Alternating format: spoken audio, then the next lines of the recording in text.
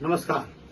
आज इस संगीत के खजाने से आपको सुप्रसिद्ध संगीतकार विजू शाह जी को उज्जैन में मालवा संगीत सम्मान से सम्मानित किया था।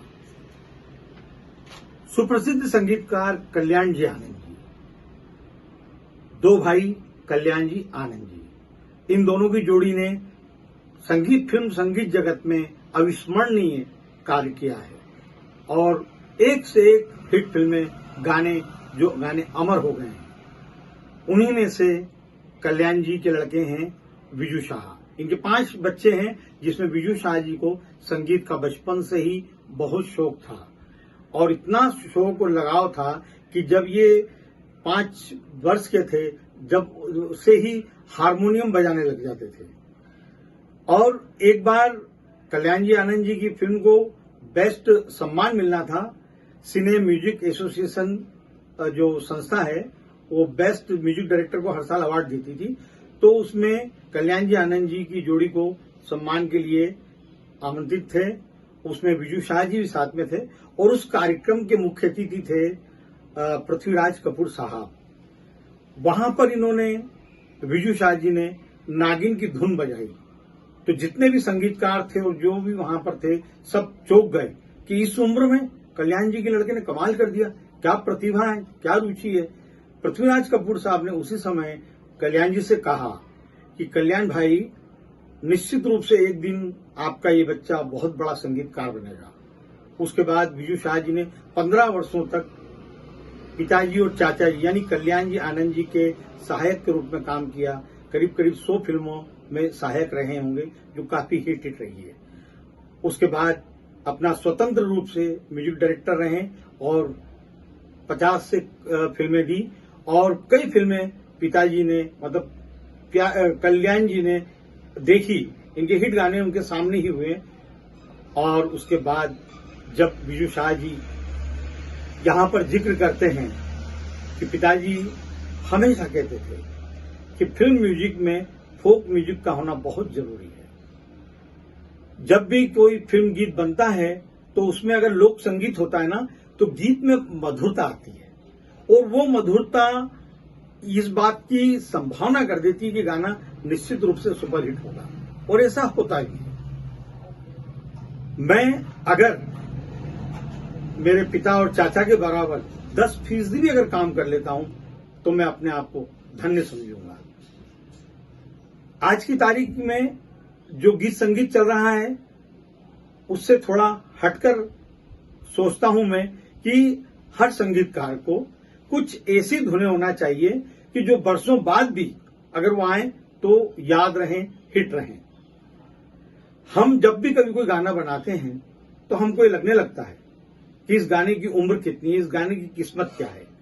जैसे कि हम ओए ओ बना रहे थे, तो हमको रिकॉर्डिंग के दौरान ही लग गया था कि ये गाना ब्लॉकबस्टर हिट होगा, और हुआ भी ऐसा।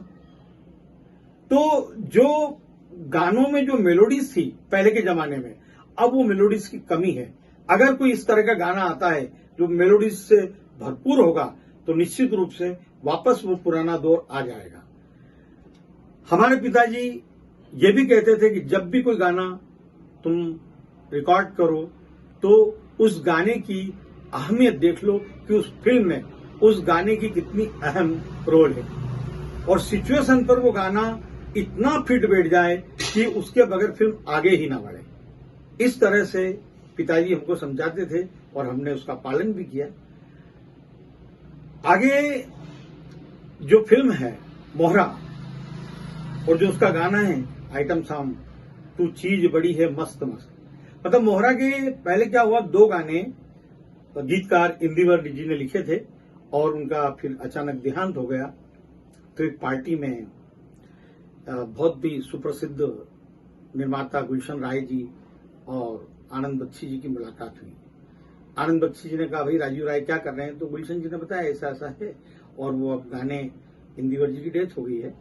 तो बख्शी साहब ने कहा कि मैं पूरी फिल्म ही करता हूं, दूसरे जिसने लिख दिए वो गाना नहीं करता हूं, तो लेकिन आप राजीव को बोलो मुझसे बात करें। तो राजीव राय और विजू शाह जी, मोहरा के संगीत निर्देशक और वो फिल्म के डायरेक्टर, दोनों अपनी तैयारी से धुन बनाकर और एक डमी वर्ड लेकर बख्शी साहब के आए। तो पहले तो बख्शी साहब ने दोनों को बहुत ही क्लास ली उनकी कि जब हमने हिट पिक्चर दी है पहले, उसके बाद तुम मेरे पास क्यों नहीं आए। काफी बातचीत हुई तो आखिरकार उन्होंने इस चीज को समझा बख्शी साहब ने कि तुम मेरे से कुछ बोल नहीं पाते हो, अगर तुम्हें गाना ठीक नहीं लगता है, उसमें कुछ कमी है, तो तुम दोनों मुझे कहो। अगर दूसरा कोई कहेगा तो मैं दोबारा नहीं लिखूंगा, अगर तुम्हें कमी लगती है तो मैं 10 बार लिखूंगा तुम्हारे लिए। हो गई बातचीत। उन्होंने कुछ गाना बनाया और इनको दिया और गाना इन दोनों ने सुना भी। और जो कि विजू शाह जी अपना रिदम बॉक्स पूरी मशीन लेकर गए थे उनको धुनों के साथ सुनाने के लिए। सुना सब हुआ, उन्होंने गाना लिखा, वो गाना लिखा अपनी वॉक के लिए निकलने लगे। तो ये दोनों क्या है, नीचे चढ़ाव के नीचे दोनों खड़े हुए, राजू राय और विजू शाह जी।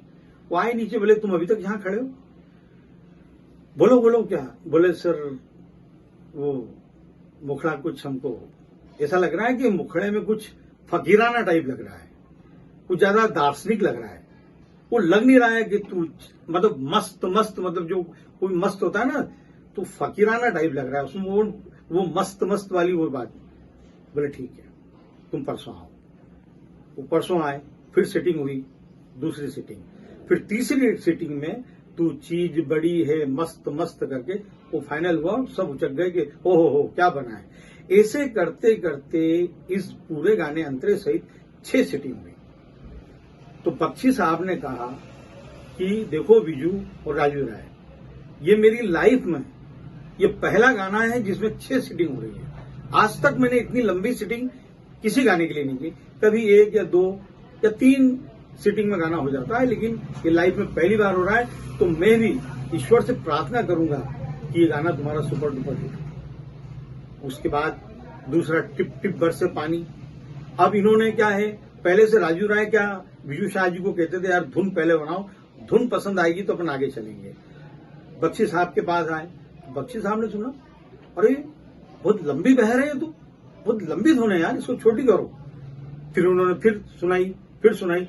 आखिरकार बख्शी साहब उनसे संतुष्ट हुए और वो गाना भी सुपर डुपर हिट हुआ। तो इस तरह से विजू शाह जी ने 50 फिल्में दी हैं और एक से एक हिट गाने आपने सुने हैं। देश क्या दुनिया, 7 समंदर पार, तेरे पीछे, इस तरह से एक से एक हिट गाने दिए उन्होंने। इनको एक लगा था कि एक इंस्ट्रूमेंट से इतने साज निकलते हैं, तो इन्होंने उस साज को सीखा और बाद में अपने गानों में, म्यूजिक में उसका उपयोग भी किया। तो वेस्टर्न भी इनको जो नजर आता है कि गीत संगीत में, तो इन्होंने उसको भी बाकायदा सीखा है। यहां पर जब प्रस्तुतियां हुई तो उन्होंने जो मेरा तन डोले मन डोले, जो कल्याण जी उनके पिताजी ने धुन बजाई थी वर्षों पहले, तो जब 79 में अमेरिका में शो था, लंदन अमेरिका में, तो विजू भाई भी थे वहां पर।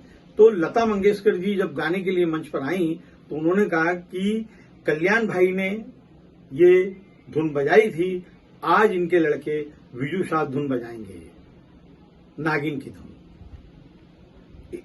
उज्जैन इंदौर में इन्होंने, विजू शाह जी ने कीबोर्ड पर आकर नागिन की धुन बनाई, तो पूरा हाल, जो संगीत प्रेमी है, एकदम इतने जोरदार स्वागत किया उनसे, हद तोड़ दे गए। वो क्या बात है, जितना पढ़ा था उससे ज्यादा आज देखने को सुनने को मिला हमको।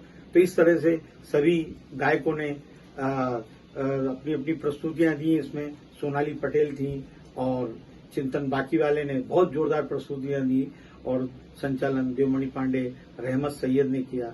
इस तरह से कार्यक्रम बहुत ही सफल रहा, यादगार रहा। धन्यवाद। कल मैं आपको संगीत के बहुत ही जबरदस्त गुणी मनोहरी दादा और हमारे प्रदेश की गायिका पलक मुछाल और गजेंद्र सिंह, इन तीनों के बारे में बताऊंगा। धन्यवाद।